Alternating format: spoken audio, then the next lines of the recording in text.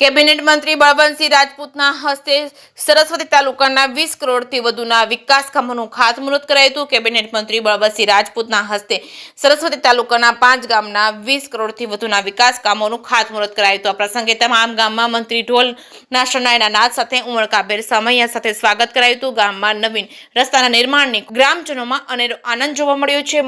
મંત્રી બળવંતસિંહ રાજપૂતે આજરોજ મેસર પંચાયત ઓફિસથી કાતરા રોડને જોડતા માર્ગ, ખોડાણા કલ્યાણપુરા રોડ તેમજ વહારાથી નવા તરફનો રસ્તો તેમજ સરદારપુરા તેમજ અર્જનપુરા અને રાધનપુરાને જોડતો રોડ તેમજ મુનાથી નવા જિલ્લા હદ સુધીનો રોડ અને વાગદોડ ગામે હાઈવેથી વાગદોડ વાછલવા રોડને જોડતો મોહનપુરા લિંક રોડનું સ્થાનિક અગ્રણીઓની ઉપસ્થિતિમાં ખાતમુહૂર્ત કર્યું છે। આ પ્રસંગે મંત્રી બળવંતસિંહ રાજપૂતે જણાવ્યું હતું કે વિકાસનું કોઈ કામ આપણે બાકી રાખવાનું નથી।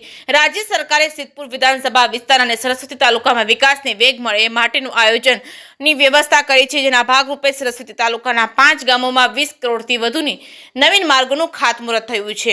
જે કેસની ગુજરાતી સાથે પ્રવીણ પંચાલ, પાટણ। આજે એક વાતનો આનંદ છે, આનંદની વાતનો છે કે ગુજરાતના મુખ્યમંત્રી આદરણીય ભૂપેન્દ્રભાઈ પટેલ સાહેબે સિદ્ધપુર વિધાનસભામાં અને ખાસ કરીને સરસ્વતી તાલુકામાં જે અમારા વિસ્તારની અંદર વિકાસના કામો ઓછા થયા હતા અને ઝડપી વેગ મળે એ બાબતની વ્યવસ્થા કરી અને આજે 20 કરોડથી વધારે આ વિસ્તારની અંદર જોબ નંબર આપ્યા છે।